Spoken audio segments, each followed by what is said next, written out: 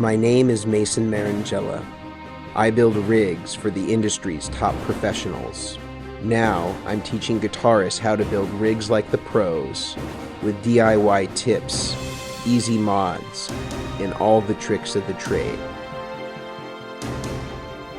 I am the Rig Doctor. All right. Let me know if everybody can hear me okay. I'm experimenting with a little bit different mic setup this time. So just want to make sure that everything is sounding right. Everything's sounding good. Just give me a thumbs up or a little something to let me know that that's working okay. And then we'll get started.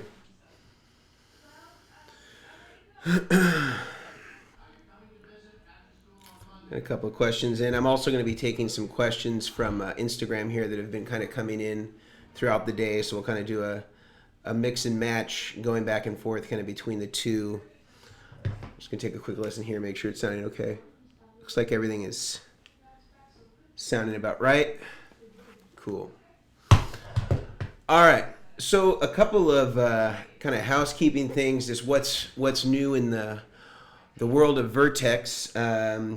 Getting ready for the NAMM show that's right around the corner. We're going to be mostly doing YouTube related stuff throughout the course of the NAMM show, and not really doing a whole lot on the floor itself, although I'll probably be around. So if you're going to be there, please feel free to come up and say hi.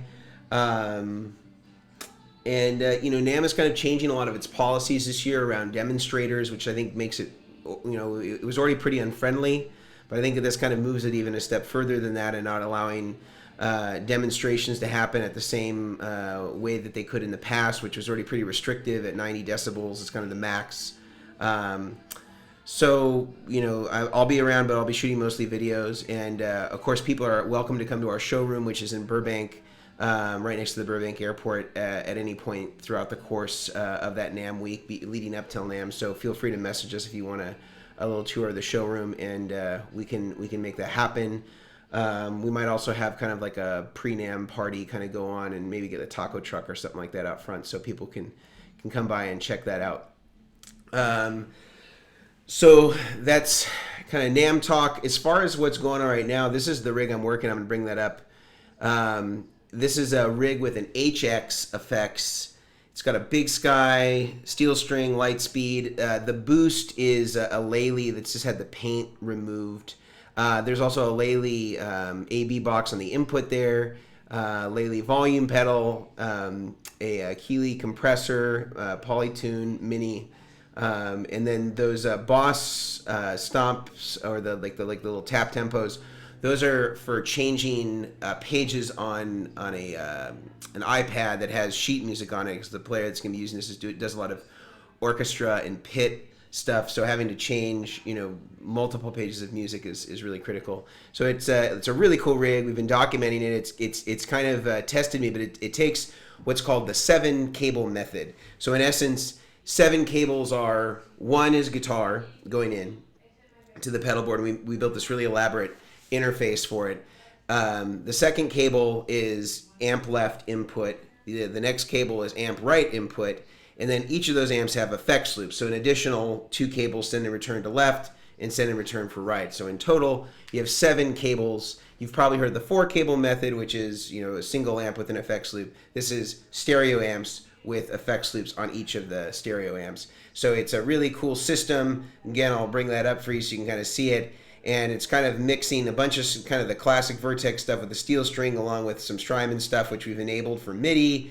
And underneath that Strymon bridge, that one actually lifts up, so it can kind of do this, can go, I think, up to about 72 degrees, so it doesn't go full 90, but it's enough for you to get under there. It's got other Lely switcher things underneath there, and a wireless, and all sorts of crazy stuff. So it's a really cool rig. I'm going to be demonstrating that a little bit later in a video that we're going to be doing, but just kind of wanted to let you know what I was working on this week.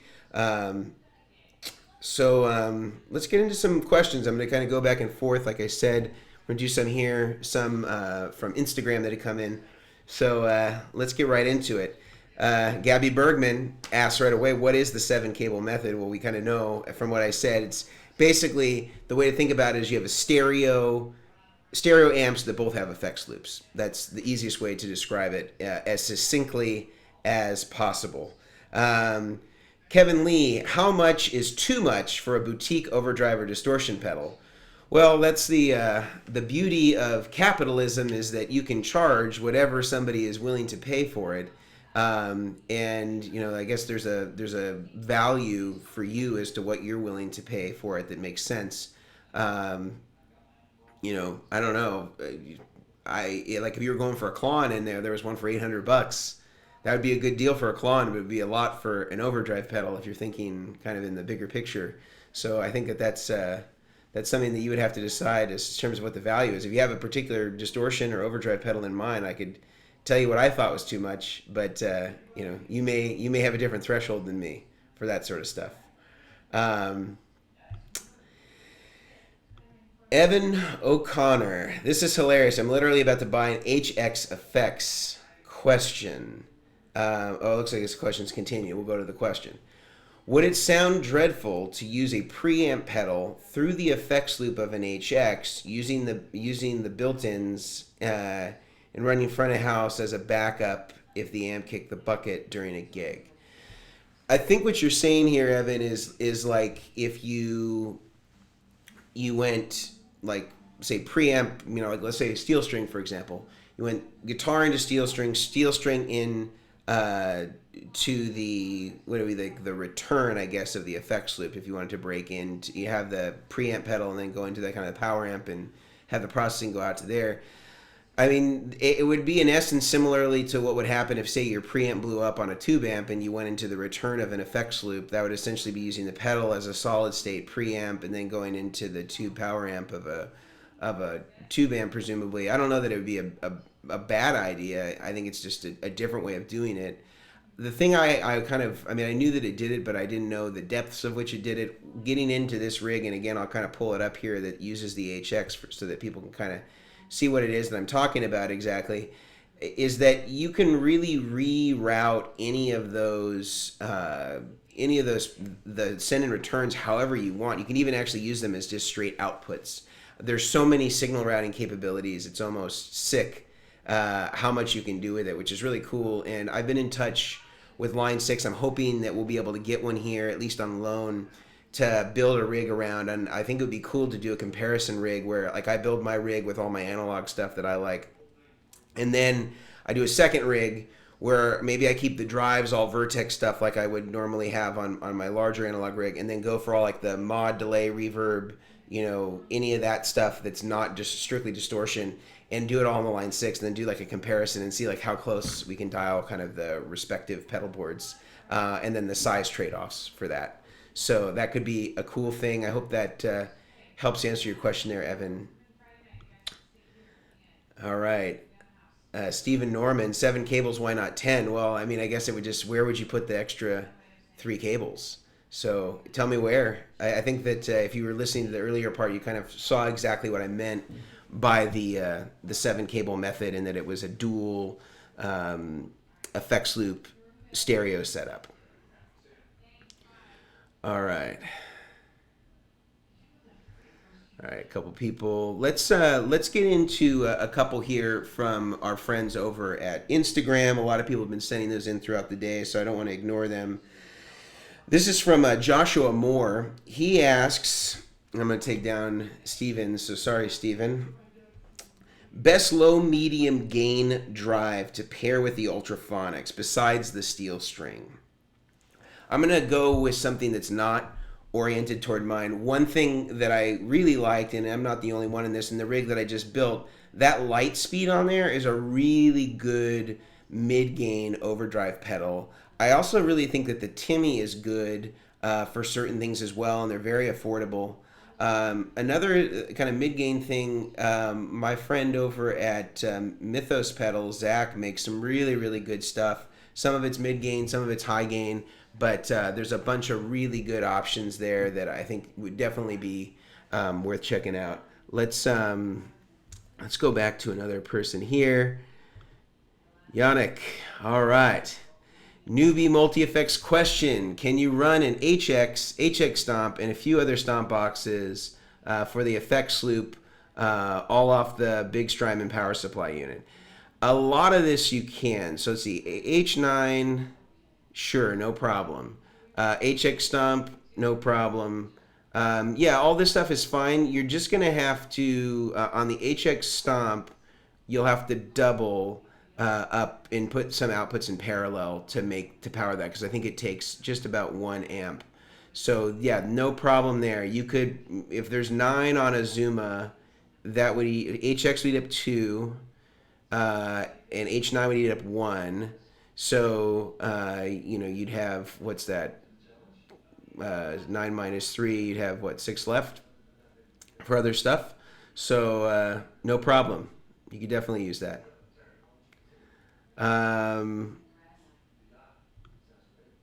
Stefan, have you tried the Synthesia pedal? I've seen it, but I haven't tried it, so I don't know. It seemed like it was a cool idea. Seems like it was way cool.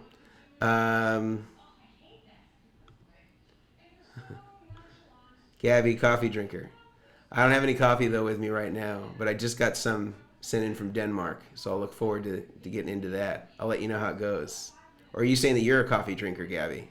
Because I thought you were only a hot cocoa guy. All right. Derek, MC. I'm adding a Quartermaster 8 to the pedal board as we speak. It took me days just to figure out the layout. So many options. Yeah, it can be a real puzzle. I usually tend to work backwards. So I put out all the pedals where I want them to be with, the switcher or whatever it is that you're going into. I do that first and kind of determine my size. And that's sort of the beauty of having some of the get off my case custom pedal boards, because we can make all those determinations and then kind of build the board to the size. I don't have to buy a board and then figure out how I'm going to make it work within that confine. So that's always a cool thing. I mean, maybe you did that, but I always like working backwards so that I have the ultimate way to do it. I don't know if you guys are noticing this, but I'm kind of getting some weird shadows here. I'm just going to try to adjust 2 lights, see if we can get something a little sexier here. Let's try this.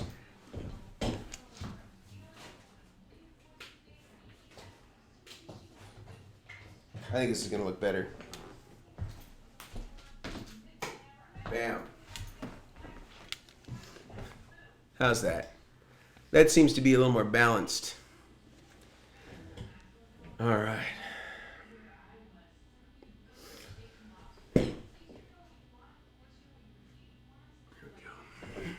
There we go. That's better. All right. Former Oaktown in the house. Make some noise. All right. Very cool. I probably asked you this before SD Design, but where in Oakland were you from? What part of town? We're in Maxwell Park here, which is kind of near the Laurel District, between kind of the Laurel District and like where Mills College is. All right. Gabby's back with Yannick. Don't play bass. I'm a guitarist, still a coffee drinker though. Yeah.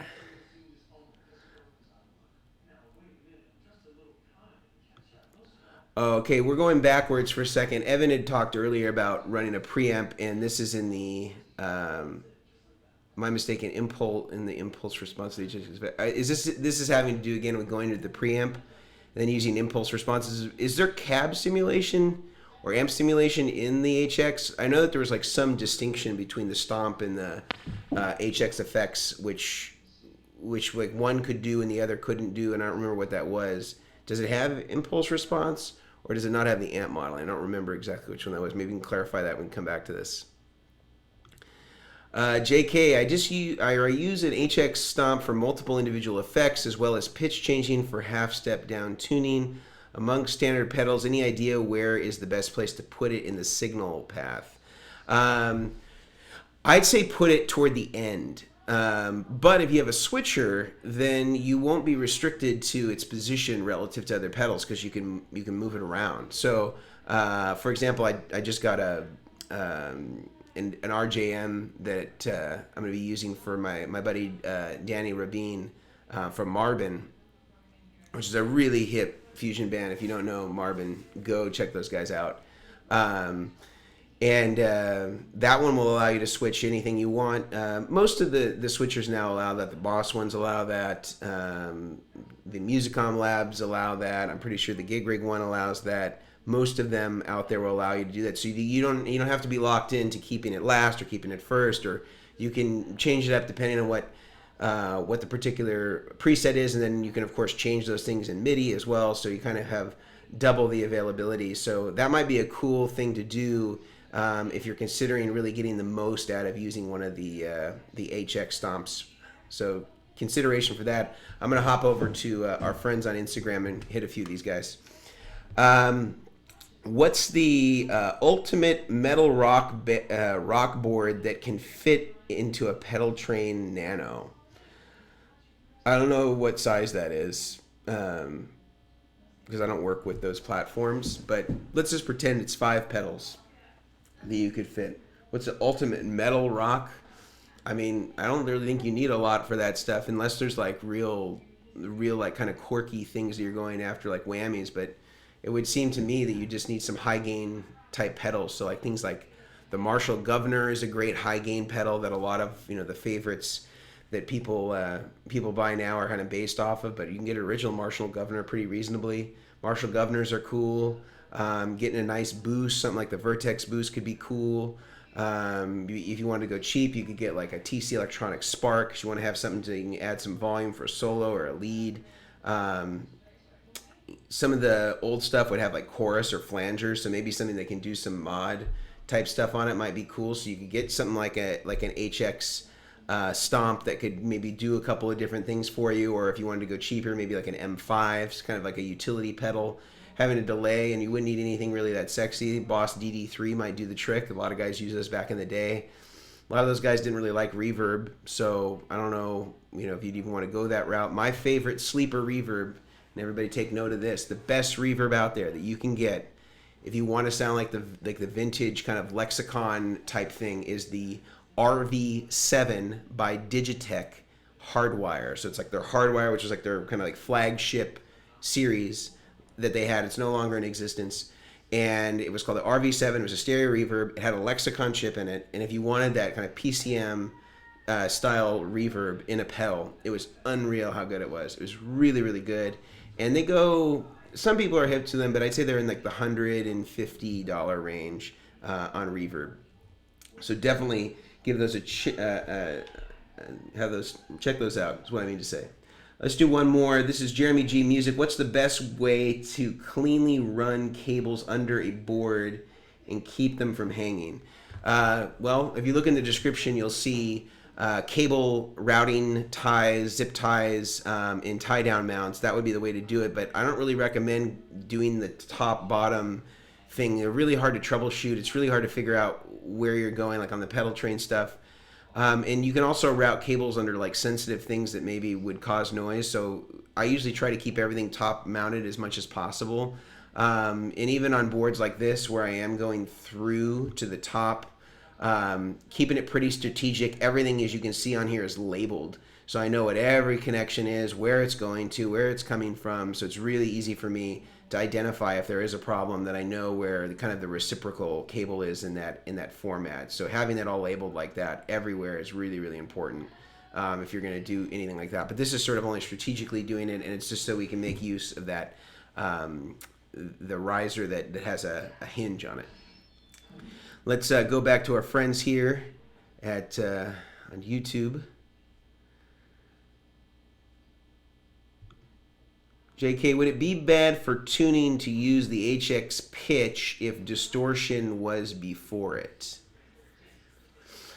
Distortion typically won't mess with your tuning. It would be stuff like modulation or pitch that would affect that. So you shouldn't have a problem. I'm assuming that the tuner would be right off the input in terms of like the program of however it's written or the code is written for the HX stomp So, but you would have to check that out. Has Zapata mentioned anything? This is Mr. Mike Kev. Has Zapata mentioned anything about a solo project? Just what he mentioned last week in that live stream. That's what he said is all I know.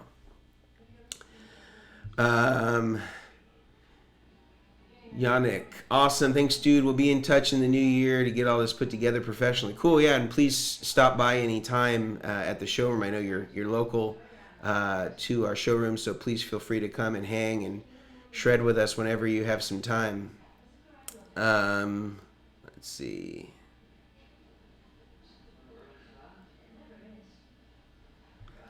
SD Design. Can the rig doctor eat Carolina Reaper hot sauce? I haven't tried any Carolina Reaper hot sauce. I can take pretty hot stuff, but I've always considered buying that Hot Ones packet that they sell for the YouTube channel, Hot Ones, where they eat the spicy hot wings and then it gets progressively hotter as they go. And they sell that kit so you can see if you can, you can hang with those guys. And I always considered it, but nobody in sort of my immediate family has that same desire to eat hot things. So I kind of thought it would be wasteful for it just to be for me and have like 12 different hot sauces that would just be sitting in our refrigerator. So I haven't tried it. So when you come to town, bring it with you and we'll try it.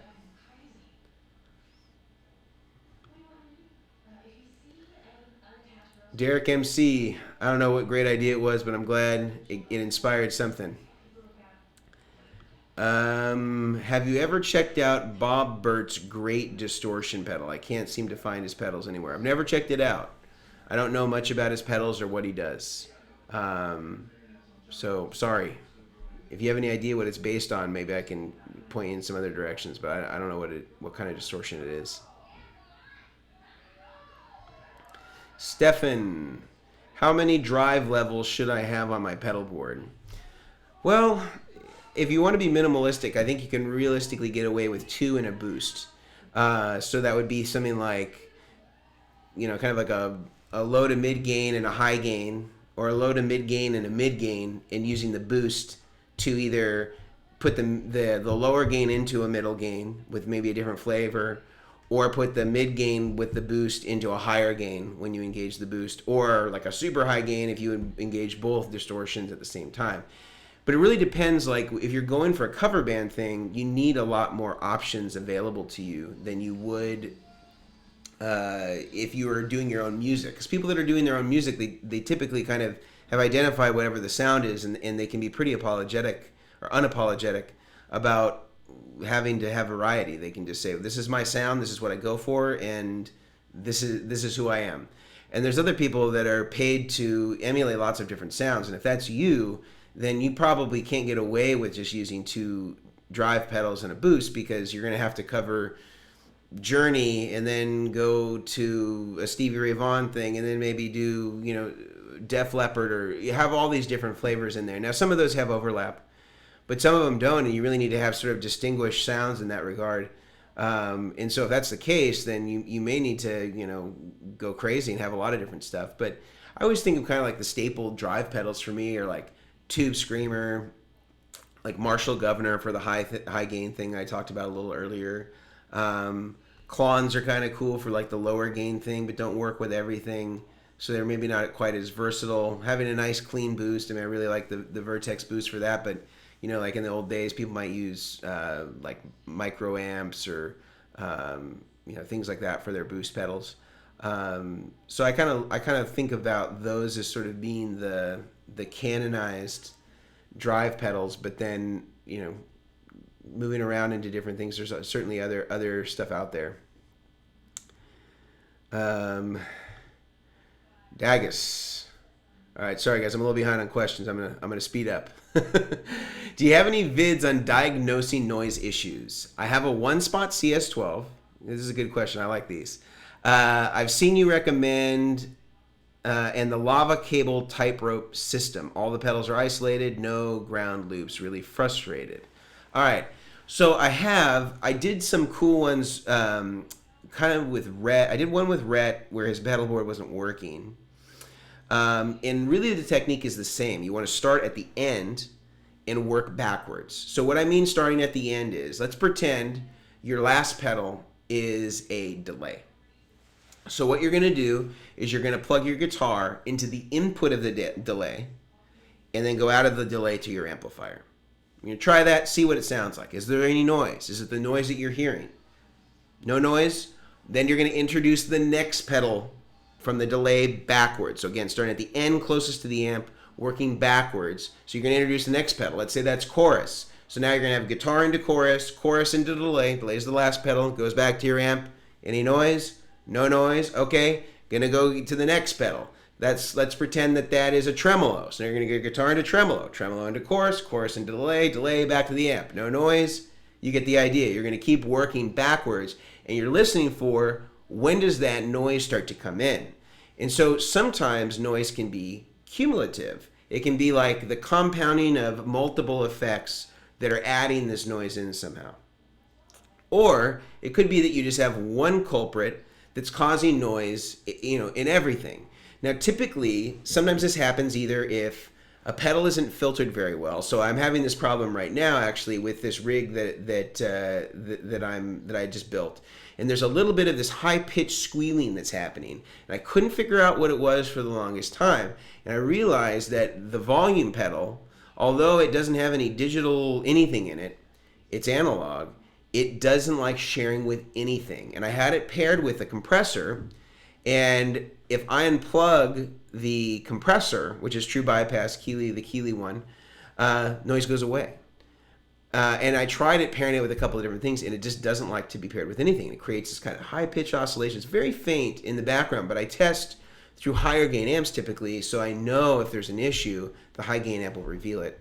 And it's just a matter of working backwards on that stuff and really seeing at what point the noise goes away. And I did this very same thing that I told you to isolate that was the problem. And you really want to make sure in really isolating the problem that you're able to recreate the problem and take it away. So you know that what you're experiencing is actually related to the problem. So that's what I would try. I don't think it's the power supply. I don't know anything about the tightrope system and whether that is solderless. And if it's solderless, there can be problems there as well, especially with relationship to the grounding.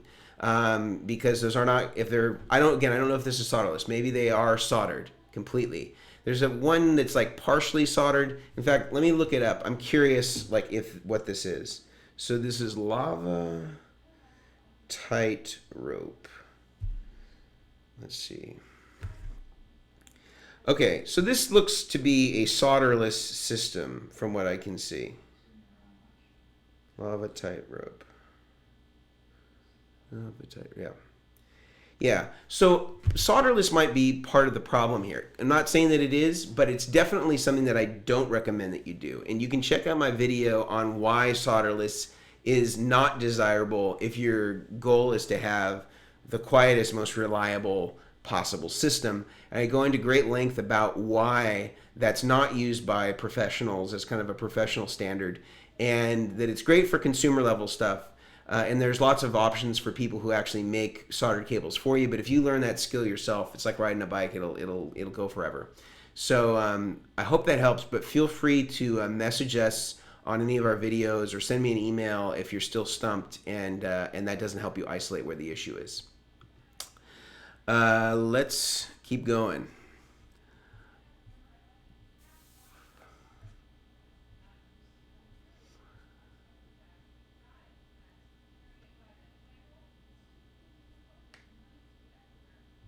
All right. This is Insomnia Kid Monkey. Cool name. Can you speak more on the lava solderless or soldered kits? The difference to a pancake plug, the lava soldered piece makes contact to the plug, soldered piece in the, yeah. Okay, so Insomnia Kid, what Insomnia Kid Monkey is talking about is there is a system that Lava, and I think maybe some other companies have, where in essence, you put a sleeve over the center conductor. And I want us to see if I can even just like pull up a picture here to kind of show you what I'm talking about. Let's see, lava cable soldered. Let me just see if I can pull up something so I can really exemplify this for you as best as possible. I actually think there's a way that I can just like share my screen. That might be cooler.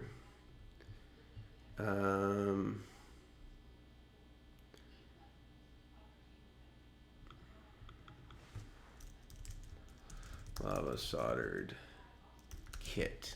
Let's try that.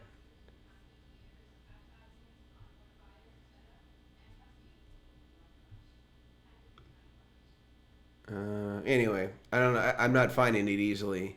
So and it looks like those pictures don't exist as readily as I want. If you have a link to one, just throw it in here and I'll bring it up. But essentially, this is going to look phallic, but just follow me. So this is the center conductor. There's a piece that goes over the top, like a sheath, and you solder that to the center conductor. Then that center conductor feeds into the plug, and you wrap the ground wire around the outside and tighten it. So this is a problem, and is the same problem that I've talked about in my other videos about solderless cables, is that, well, first of all, I don't know whether the fit between the center conductor and the piece that goes onto it that then pushes into the connection, I don't know that that's gas tight. I don't know if they've tested that. There's actually a whole process and certification that can go along with that. It requires you to get like saltwater baths and seeing if there's any oxidation and stuff like that. It may be gas tight, I don't know. But what I know is not gas tight is when they then have you put the ground wire around the external part of the cable and then tighten that with tension. It is just as important that the center conductor is as gas tight as the shield. And the shield here is exposed, and it's just using tension by screwing together the cable to hold the ground against the cable casing itself, like the plug casing itself. And that is the return path of the signal. So you're basically saying, okay, I'm making one half of my cable gas tight, but the return path is completely going to oxidize in its condition. So that is not really a gas tight connection, or it's not a gas tight connection, but it's really not even a real soldered cable at that point. You're soldering like a sheath around the top, and then you're putting that into the center. I don't know if that part's gas tight, but I know for a fact that the ground connection of the shield is not gas tight. So I would not recommend using those over a soldered connection. If you like the way that his cables sound, just solder them. He's got plenty of different soldered cable options or plugs that you could solder on it themselves. That's not a real soldered cable. So I hope that answers your question. I think that the cables that Lava makes are high quality. They have a sound, and it just depends whether you like that sound. But if you do like that sound, just get the ones that are solderable, and it's that simple. All right, we got a super chat. So I want to get to our friend Nicholas. Will Mogami 2319 fit into the square plug SP400? I see people doing it, but it is 0.5 millimeters too small, or will it be better to get the SP500 and use heat shrink? Well, the truth is you don't actually need to use heat shrink on the SP500. It is tight enough crimp where it's not going to get any lateral movement at all in the housing. I didn't like how the fit of the SP400 fit the Mogami 2319, and people that are doing that are actually changing the shape and the contour of the plug or of the cable itself by doing that. So they're actually like over pressing it, and it causes the actual cable to like flatten and spread out in a way that's beyond what heat shrink or a reasonable strain relief would do. So I actually don't recommend that you use 2319 with an SP400. It will damage the cable over time, and maybe people are getting connectivity now, but I would say that it's too much stress. SP500 works perfectly without any heat shrink, and it doesn't produce any stress on the cable, and I think that that is exactly what you would want. So thank you very much for your super chat. I hope that that answers your question, and feel free to ask a follow-up if that's something that you need.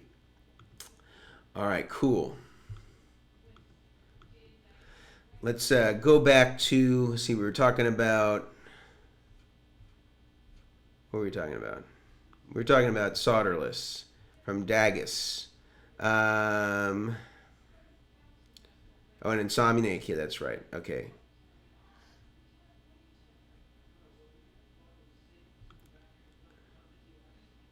Persona non grata, I'm not, oh, I think this is for me.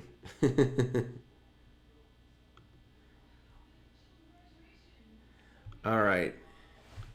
JK, anyone here power their HX Stomp with a power supply, example, Strymon, and not the brick it comes with? You can definitely do that. We talked about it a little bit earlier at the top of the chat here. So what you can do is just parallel two outputs. The only thing you need to know for the Strymon or fill in the blank one that you use, you're going to have to parallel two outputs. So that just means that you're not going to combine them together in series to make 18 volts. You're just going to have two 9s with 500 milliamps combined together in parallel to then go out to it and get 1,000 milliamps or 1 amp, which will power that just fine, no issue. So that's what I'd recommend doing. Strymon's one.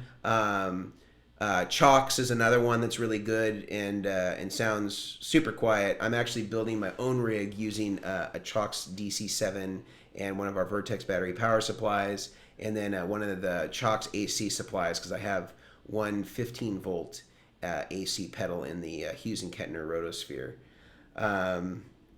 Russian account. So apropos right now. Tube Screamer SD1. Wah Sonic Research Tuner. Clone Boosts. And then this continues. And volume pedal for the effects loop to get around the turn it down sound guys.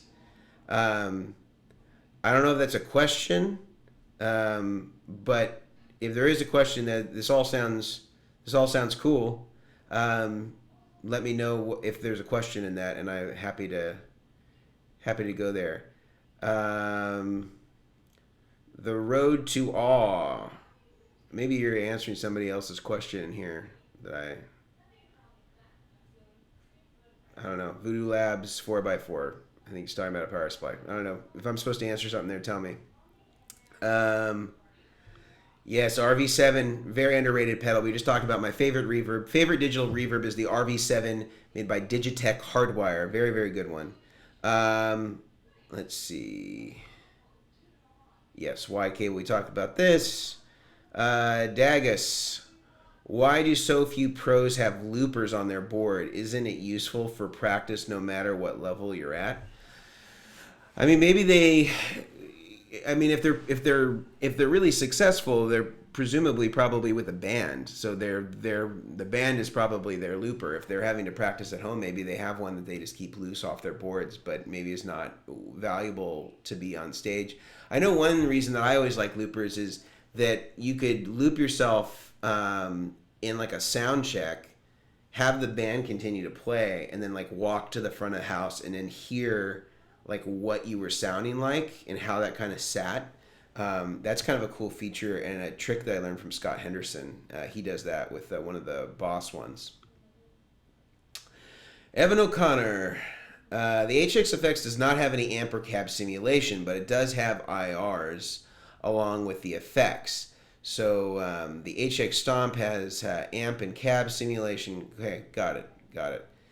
Yeah, they confuse me. I always get these two mixed up as to what exactly it is that they do.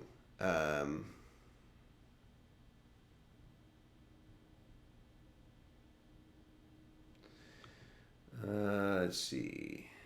Dagus is for me again. Now we're talking about Boss reverbs. See, your link to the tie-down mount links to cable ties. Just a heads up. It still does, huh? I feel like somebody, I don't know if it was you, told us this before. Yeah, I don't know why that is. I'll take that up with Mejia. Let me go in the other room and tell him real quick, because he's right next door. Hey Mejia. I heard you. Okay, he's on it. We'll have those updated for you momentarily. All right. Tony Lowe, Uncle Tony. Mason, does it mean pork shoulder? And if he doesn't burn the house down, as many salsas on hand. I think it's salsas. Yeah. Yeah, Tony was at our house once when I was cooking fried chicken outside, and part of making a good fried chicken is you have to have consistent heat. and I would use a Dutch oven and I'd fill it with rice bran oil and get it up to temp, around 330 or so. And I put it on the barbecue because it's a cast iron Dutch oven, and something in the barbecue caught fire while it was getting up to temperature, and then of course you got all that grease in there, and so I had to break out the fire extinguisher and save the house from burning down. Didn't get that close, but it was still anytime you have to bring out the fire retardant, it's a problem. So glad everybody made it okay on that one. That was a couple years ago. Let's see.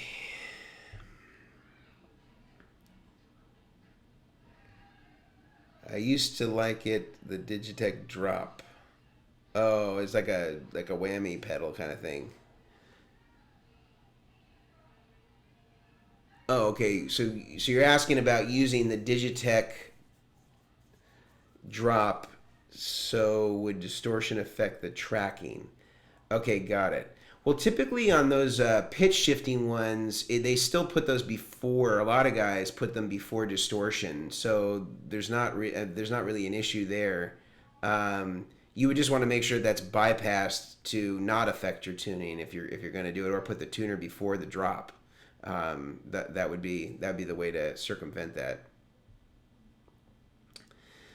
Going back a bunch of questions ago, Bob Burt Boost is cool, or are those are cool. Tony knows a lot about obscure pedals, so he'd be the guy to ask. Have you ever tried Brunetti pedals? I haven't, but I feel like I've tried their amps. I feel like I got duped by solderless. My ground resistance from start to finish is like 800. Yeah, they can be pretty high resistance. I mean, some of them are better than others, and most people don't understand. They look at the marketing. This is common across the board, and although I don't know that I endorse like the Mike Vegas of Nice Racks Canada, although I really appreciate his candidness. I think he referred to solderless cables as a cash grab for margin skimming losers. I wouldn't go there with it exactly, but I think it's great for a consumer level thing. Like if you just need to get the board working, you don't have time to go and invest in soldered cables, I think it's a good way to go. And the price point of solderless cables has come down considerably since I was a teenager. And George L's were pretty expensive, and that was kind of the one that was available.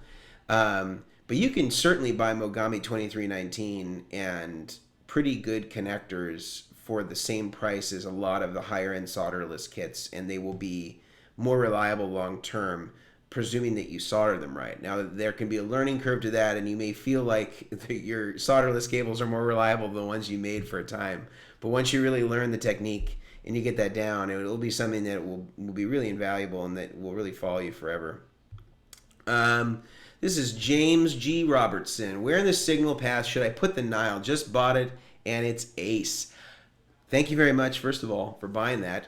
We really appreciate your patronage. I would put it first, or as close to the guitar as possible, pending a few things. Like if you have fuzzes or things like that, I would put those first. But I'd put it as close to the guitar as you can get. And so that way you get twofold benefit. You get the ability to have the compressor and all that stuff, which typically goes early on in the chain.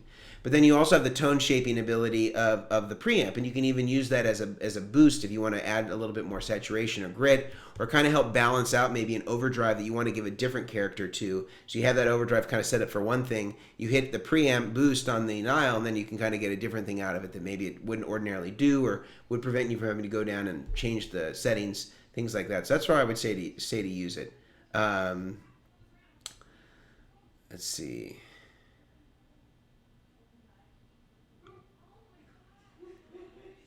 I had a clicking noise when I used my HX Stomp plugged into my PC. It stumped me for weeks. I realized it was my Wi-Fi being picked up. I repositioned my board and all is good. Interesting. Clicking noise and you plug it into your PC. I've heard of issues like that, you know, and certain things will pulse. I had an issue with certain switchers where there's like a light that blinks on a router that we have in my office here, and like my home office, and I would hear like an oscillation that would pulse with the light, and I think it just must be, you know, something about. I mean, if I plug it into any of the other outlets, it's fine. But whenever I do it I have outlets kind of routed into my desk here, and I got some noise like that before. Those are fun. This is another one for James. Where would you put the steel string in the chain? I actually like it best after all my drives, because that color kind of brings back a lot of like low end fatness and richness. I just think it sounds best there. I don't like it before drives as much. Devin, I'm catching up here. Do you know of any pedals to use in front of a dirty channel amp for a clean tone? Thinking about a compressor and an EQ. So using a pedal in front of a dirty channel for clean tone. Well, you can't undirty a dirty channel if that's what you're asking. If I got that wrong, tell me what I do, what I don't understand, and I'm happy to clarify that. But do you know of any pedals to use in front of a dirty one channel amp for a clean tone? Yeah, I don't think you can unclean it. Well, I get there's that Bad Cat Unleash, but that's not really a pedal. It's like kind of like an attenuator type thing where it kind of makes a single channel amp into a channel switching amp. So like your attenuated sound would be more the saturated, and then you take off the attenuator and then you could be clean again. So maybe look at that, but I don't know of a pedal that does that. You know, and there's obviously, it can't change how saturated your preamp is. So I don't think that I can't think of an easy way to do that for you. Oh, and just an FYI, the zip tie mount link is fixed. So Mason Mejia just popped in and let me know. So everybody can use them to bedazzle their Christmas sweaters. So good catch on that one. Best bass preamp you've ever heard or seen people using. I still go with my Sansamp bass driver. Now, are you talking about like, you know, I mean, I know that the Noble one people are like super into. A lot of people also really like the Dark Glass Audio stuff, you know, and I think that they have one pedal that's kind of like a combination between like a kind of like a Marshall and a SVT kind of bass amp sound. It has some EQs and stuff like that are cool. But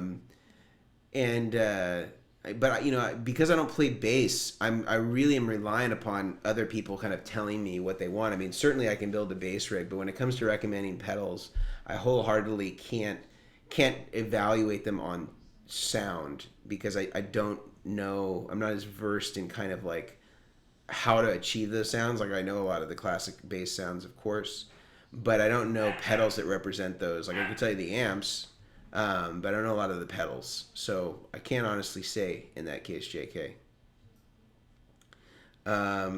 James, you're very welcome. Tom, good to hear from you, buddy. I noticed my Goodwood audio interfacer is causing a high-pitched whistle sound only when using a trem delay patch on the timeline. Took it and it goes away. Everything is powered well with the Strymon POW power. It's probably not a prisoner of war. Okay. Well, are we sure that it's that is the first question that I'd have. You know, so for example, if you go straight out of the timeline instead of through the interfacer, does that solve the problem? Or if you use different cables out of the timeline going to the interfacer, does that take care of the problem? You know, I don't know. I don't know if sometimes we attribute these problems to things that are not the problem. So I don't know. I don't. It seems odd that it would just show up in that particular thing unless there's like a frequency thing that changes in that setting. So I would try those things first. So things to try: one, try going straight out of the timeline, not using the output section of the interfacer. Then try replacing the cables that you have, going from the output of the timeline into the interfacer, and see what that does. I don't know if you're running in a mono or stereo. Are the amps both on the same ground? You know, questions like that might be valuable to consider.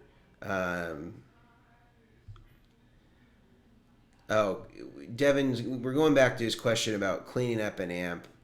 Something like a preset volume, like rolling down. Well, you could use the Vertex Boost for that, because when you bypass the boost, it goes to unity, and then when you hit the boost, it goes up to whatever decibel level you've set, much like a normal boost. But the cool thing that you can do that's kind of beyond what a normal volume pedal would do is you can actually hook up an expression pedal into it, and so the expression pedal can actually roll up to that, and then when you bypass it, the expression pedal goes back to unity. So it's like having a volume pedal that goes from silent to unity. You hit the boost, and then it goes from silent up to however many decibels of boost you've set the boost knob to go to.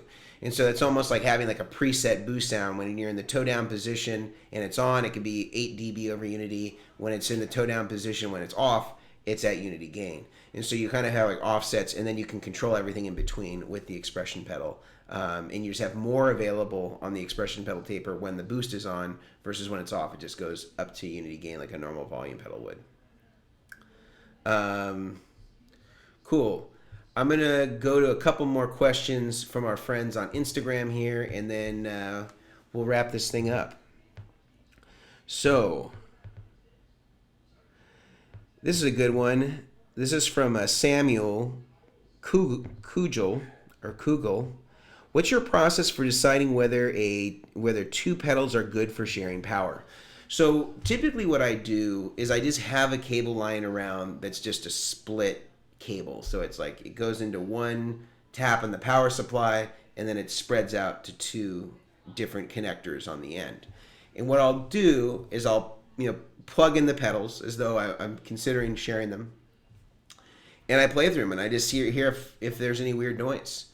And sometimes if there's a problem, you'll hear it immediately. And typically it reveals itself in kind of like this high-pitched oscillation. Kind of feels like it's the back of your ear and the back of the speaker. Those are the really common things that you'll hear if there's a problem with sharing power.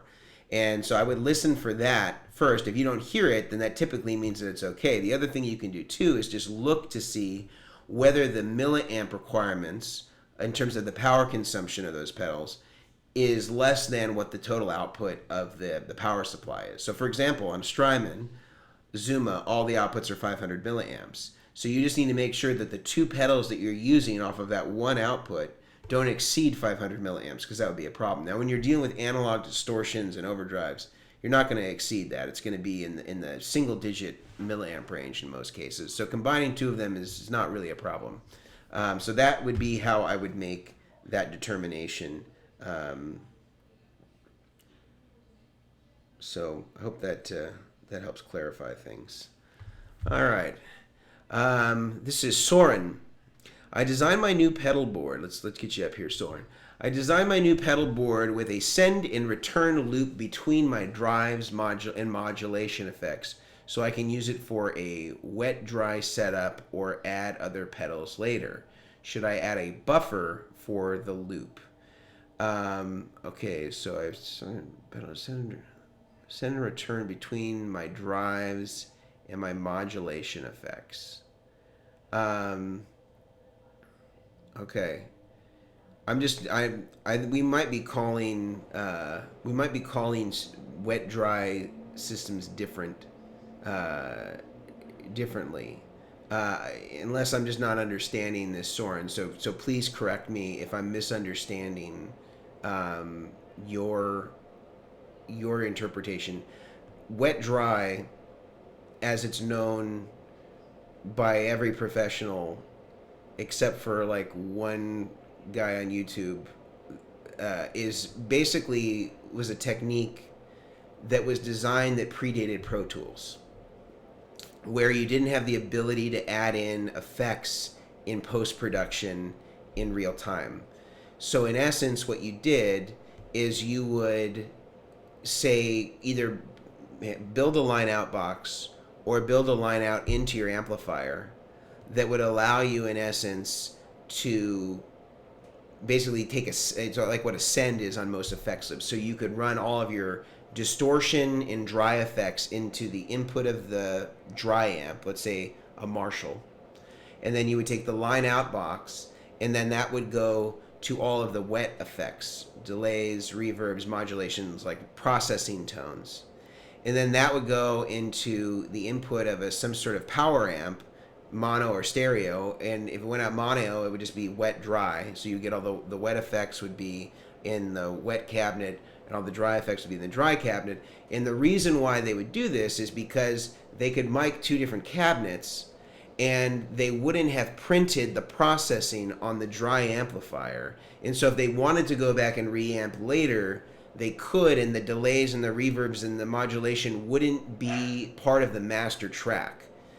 And so that was why that's why that kind of came into fashion. Then guys would use it sometimes live, but it was really a studio trick. Guys now I've seen call it wet dry because they split off the input of the guitar, and then they have an amp that has no processing at all, no distortion, no modulation, no nothing.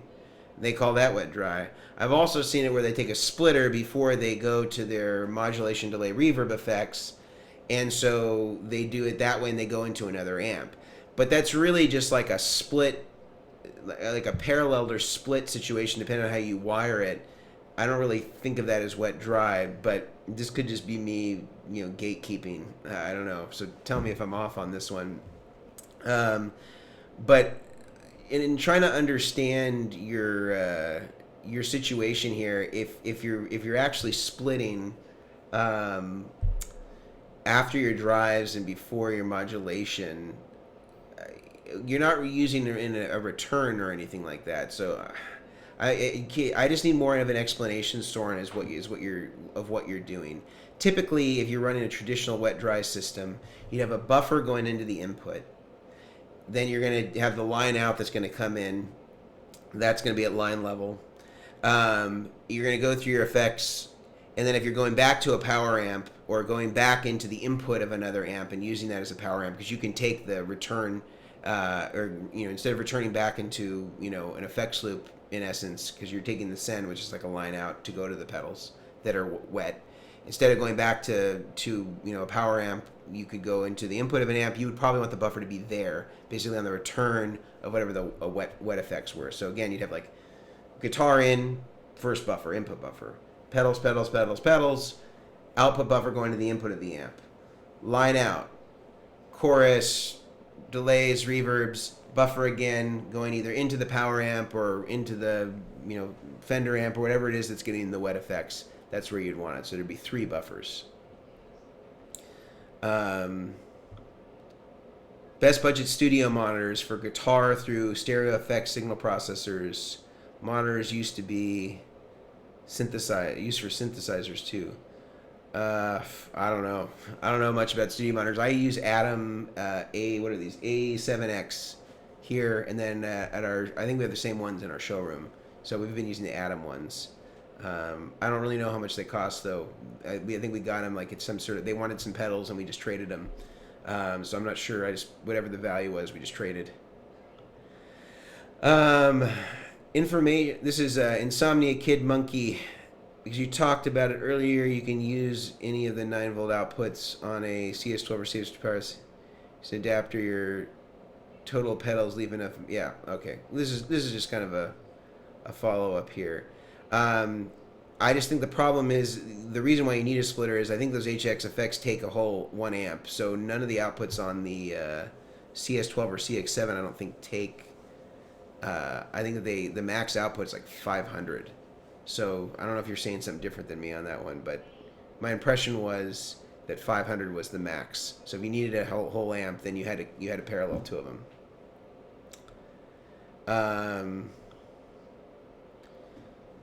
Okay, Soren. So coming back to this wet dry thing, so I would split the signal at this point into 2 amps. So it's not really a wet dry; it's just like a split thing, and then some of them are getting some effects, some of them are not. I mean, I guess if you were going to be really literal, you could say it was a wet dry, but it's not kind of in the professional sense. Like if somebody came to me and said, I need to build a wet dry rig, that's not what I would think of. But yeah, so you would need, if you're splitting at that point, then the splitter, if you're using a high quality splitter, the splitter will have a buffer that would feed both of those. So like an example of a good splitter for that would be like the SIR buffer, has an input and then has two outputs. One is transformer isolated, the other is not transformer isolated. And I think I actually have that linked in the description below, so you can check that out. You'd also want to have an input buffer of some kind. You get another SIR and use that as the input, and then get another one for the output and use those separately. And that's what I would do if I were you. And I'm gonna take another one here, another one from Instagram, and then we're going to wrap this up. Saw Robin Ford clip of the Vertex Boost, just stunning. Yeah, Robin Ford was one of the real early endorsers of that product, so we were very grateful to have him on board. All right, let's look at our buddies here on Instagram.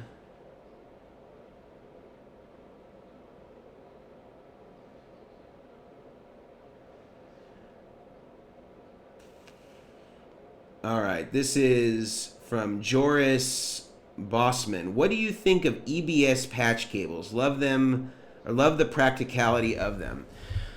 I think that they're functional. I don't like how they sound comparatively to what I go for, which is is try to get as neutral as possible. I really and it sounds like it's too good to be true, but really the Mogami is incredible. It sounds very mid-range, a little bit more mid-range than neutral, but it's very controlled, very quiet. And for guitar, I think it really is the best for the money. I also really like Belden 9778 is really good. I like the Canary GS6. I like the Gepco X Band, and those are all cables that are under $1 a foot, and they really sound great. And pair with a nice some nice plugs, and you'll be set. That's for instrument cables. Then 2319 I think is the move. I also really like the ones that Bestronix is putting out for patch cables. A CS12 or CS7 will move power to the pedal if it draws it. On the packaging it says they legally have to label. That's interesting. I'll have to see how they actually do that. I'm wondering how their whatever the switching logic is making that happen, because typically that would be very counterintuitive. But I will open up one of theirs. I have a CS12 here. I'll look at it and see what its behavior looks like with some probes in it. All right, we're going to do last question here. Inca Block, buffer question. I use one in loop 3 of my Boss MS3 to help the signal get to the front of my amp, 4-cable method. It's on the board. Should it be at my amp instead? Should I use another MS3 out to amp? Okay, so if I had the MS3, I think the MS3 has an input buffer. And an output buffer, I think. They're not great ones. I think the input buffer would be less problematic than the output buffer. So what I would do, if you're using 4-cable method, because you have to sacrifice a loop, right, to get 4-cable method out of the MS3. So you'd guitar in to the MS3. You'd get their input buffer. You'd have your effects in loop 1, loop 2, and then send of loop 3 goes into the input of your amp, and then send from your amp goes into the return of loop 3, and then output goes into return of the amplifier effects loop. So where you'd need buffers, if you're using the input buffer from the MS3, you need a buffer on the send of loop 3, and you need a buffer on if it does have an output buffer, then you don't need to worry about the buffer's not great in the MS3. But if you didn't want to, if you wanted to buy as few buffers as possible, I'm pretty sure it has an output buffer, so you wouldn't need that output buffer for the return. But if you wanted to go like super legit on it, you would get an input buffer before you hit the MS3. You'd use an output buffer from the send out of loop 3, and use an output buffer again on the output of the MS3. So then that way your input into the system would be buffered with an input buffer. You have an output buffer going to the front of the amp and an output buffer going to the return, and that would all live on the pedal board. There wouldn't be a lot of advantage. I mean, the effects loops in amps can sometimes be pretty terrible, but it would seem silly to put another like standalone buffer before this or right after the send of your output buffer, or the send of your effects loop rather, and then putting an output buffer there. So I think you're just going to have to eat it on that one. On that cable length is going to be seen from the send into the input of the MS3, but you can control the one going to the return and give it a nice low impedance going back. So I hope that answers everything. We did a good hour and 8 minutes or so. I really appreciate all the questions, the super chats. These are all great. We'll kick a few of these back up. He is going to get on them and throw in a few of the kind of the key questions here where I think that these could be some teachable things for other people, regarding power and soldered cables and all that good stuff.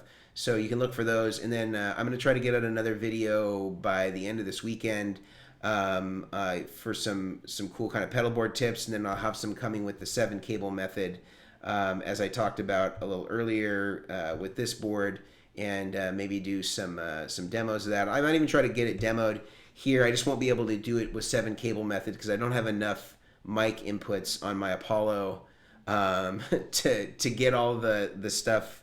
Or actually, I don't even have the Apollo. I have the Apollo Twin. I don't have enough inputs on my Apollo Twin to mic 2 amps plus have the vocal mic. So we can do it maybe 4 cable method. You can kind of hear it a little bit there. So thank you all, and we'll end with a quick message from Dr. Stephen Brule.